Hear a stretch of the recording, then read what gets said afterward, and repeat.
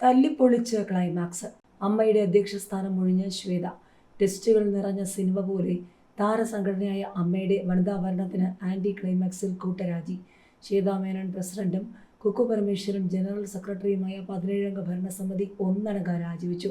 31 വർഷത്തെ പുരുഷാധിപത്യം തകർത്തെത്തിയ ഭരണസമിതിയാണ് 10 മാസം പിന്നിട്ടപ്പോൾ തമ്മിൽ തല്ലിപ്പിരിഞ്ഞത്. അമ്മയുടെ അംഗത്വവും ശ്വേത രാജിവെച്ചു. നടി ആക്രമിച്ച കേസിൽ ഉൾപ്പെടെ നടന്മാരെ സംരക്ഷിച്ചെന്ന ആരോപണം ശക്തമായ പശ്ചാത്തലത്തിലായിരുന്നു ശ്വേത പ്രസിഡന്റായ ഭരണസമിതി അധികാരത്തിലെത്തിയത്. അമ്മയുടെ പ്രവർത്തനത്തിനായി രമേശ് പിഷാരടി MLA കൺവീനറായി അഡ്ഹോക് കമ്മിറ്റിയെ തിരഞ്ഞെടുത്തു. 4 മാസത്തിനു ശേഷം പൊതുയോഗം ചേർന്ന് കണക്കും റിപ്പോർട്ടും അവതരിപ്പിക്കും. ശ്വേതയും മോഹൻലാലും ഉൾപ്പെടെ പലരും മടങ്ങിയതിനു പിന്നാലെയാണ് ജഗദീഷ്, KB ഗണേഷ് കുമാർ തുടങ്ങിയവരുടെ നേതൃത്വത്തിൽ അഡ്ഹോക് കമ്മിറ്റി രൂപീകരിച്ചത്. നടന്മാരായ ദിലീപ്, സിദ്ദിഖ് എന്നിവർക്കെതിരായ കേസുകളാണ് വനിതാ ഭാരവാഹികൾക്ക് വഴി തുറന്നത്. സിദ്ദിഖ് ഉൾപ്പെട്ട കമ്മിറ്റി രാജിവെച്ചു. പ്രസിഡന്റ് സ്ഥാനത്തേക്ക് ശ്വേതാ മേനോനും ജനറൽ സെക്രട്ടറിയായി കുക്കു പരമേശ്വരനും മത്സരിച്ച് ജയിച്ചു. ശ്വേതാ മേനോനും കുക്കുവും തമ്മിൽ വിയോജിപ്പ്. ജനറൽ സെക്രട്ടറിയും ട്രഷറർ ഉണ്ണി ശിവപാലും ചേർന്ന് സംഘടനയെ നിയന്ത്രിക്കുന്നതായി ശ്വേത. ഓഫീസ് മാനേജർ അതുല്യ പ്രകാശിനെ ശ്വേത അറിയാതെ ജനറൽ സെക്രട്ടറി പിരിച്ചുവിട്ടു. അധികാരത്തർക്കം രൂക്ഷമായി. ജീവനക്കാരിയെ തിരിച്ചെടുത്തു. ഉണ്ണി ശിവപാൽ നിർബന്ധിത അവധിയിൽ. ഫെബ്രുവരിയിൽ ജോയിന്റ് സെക്രട്ടറി അൻസിബ ഹസൻ രാജിവെച്ചു. കമ്മിറ്റി അംഗങ്ങളായ ടിനി ടോം, ലക്ഷ്മിപ്രിയ എന്നിവർക്കെതിരെ ആരോപണം ഉന്നയിക്കുന്നു.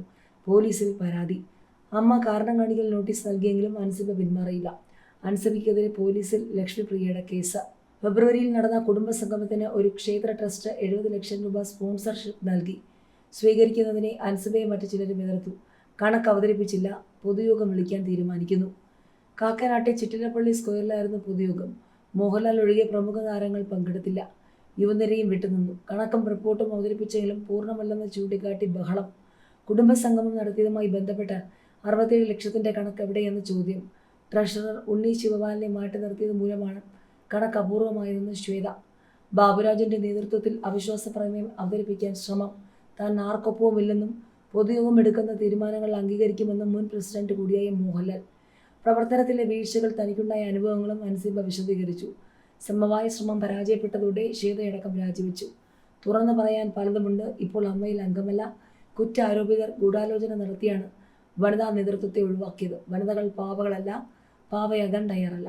ബാബുരാജ് അംഗമായ മുൻ കമ്മിറ്റിയുടെ കുഴപ്പങ്ങളാണ് കണക്ക് മുഴുവൻ അവതരിപ്പിക്കാൻ കഴിയാത്തതെന്ന് ശ്വേതാ മേനോൻ മാധ്യമങ്ങളോട് പറഞ്ഞു.